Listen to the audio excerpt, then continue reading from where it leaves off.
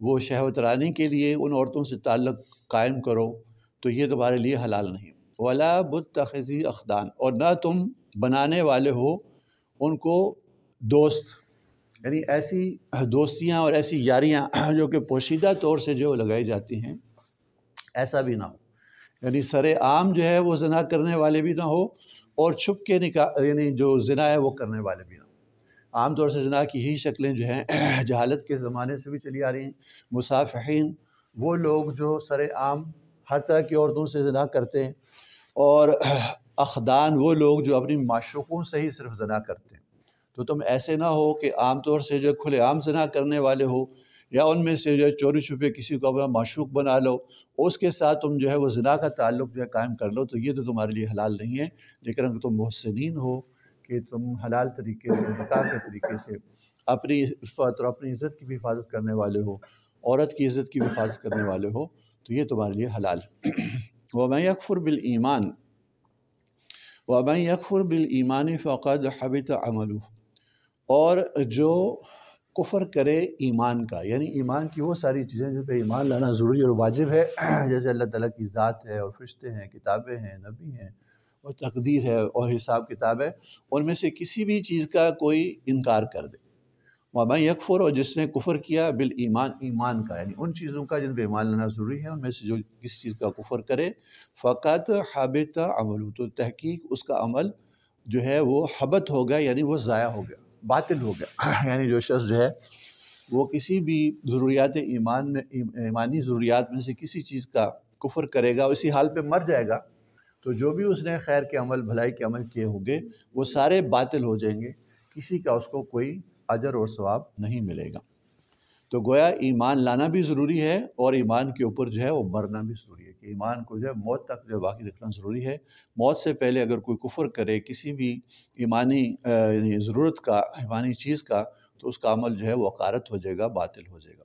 وَهُوَ فِي الْآخِرَةِ مِنَ الْخَاسِرِينَ، اور یہی وہ لوگ ہیں جو آخرت میں نقصان اٹھانے والے ہیں، یعنی اپنی جان کے اعتبار سے،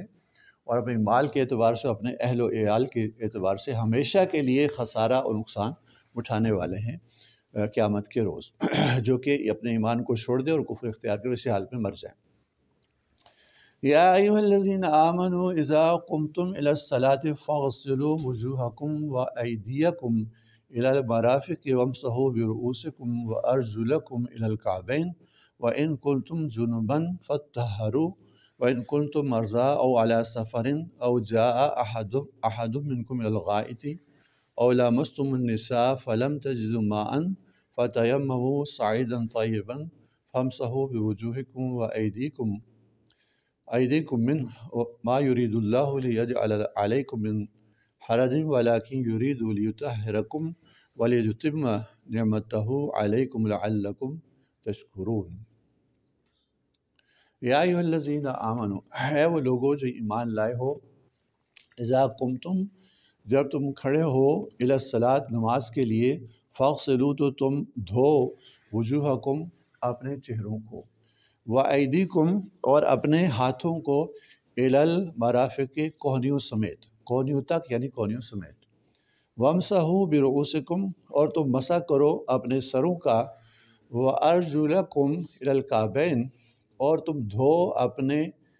پاؤں، إِلَى الْكَعْبَيْنِ، ٹخنوں سمیت، کعبین تک یعنی ٹخنوں سمیت اپنے پیر دھو۔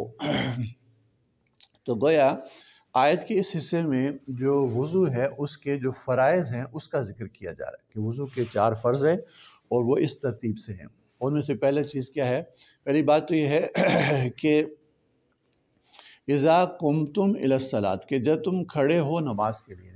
یہ نہیں کہ نماز کے لیے کھڑے ہو جائے، یعنی جب تم نماز کا ارادہ کرو، جب نماز پڑھنا چاہو، نماز کی نیت ہو تمہاری، اور نماز کا وقت ہو، اس کے لیے تم کھڑے ہو، تو اس طور سے تم جو ہے وہ طہارت اور پاکیزگی اور وضو جو ہے وہ حاصل کرو۔ اور الی الصلاۃ سے مراد ہر طرح کی نماز ہے، چاہے وہ فرض نماز ہو، چاہے وہ واجب نماز ہو، چاہے وہ نفل نماز ہو، چاہے وہ سجدہ ہی کیوں نہ ہو، سجدہ شکر ہو یا سجدہ تلاوت ہو، تو ہر طرح کی نماز جو ہے اس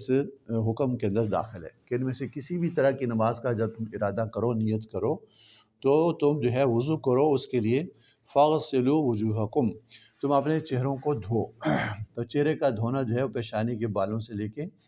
جو ہے وہ ٹھوڑی کے نیچے تک اور جبڑوں کے نیچے تک اور طول میں اور عرض میں جو ہے ایک کان کی لو سے لے کے دوسرے کان کی لو تک جو ہے دھونا ضروری۔ اور چہرے کے اوپر جو بال ہیں، داڑھی وغیرہ ہے، اگر وہ بہت گھنی ہے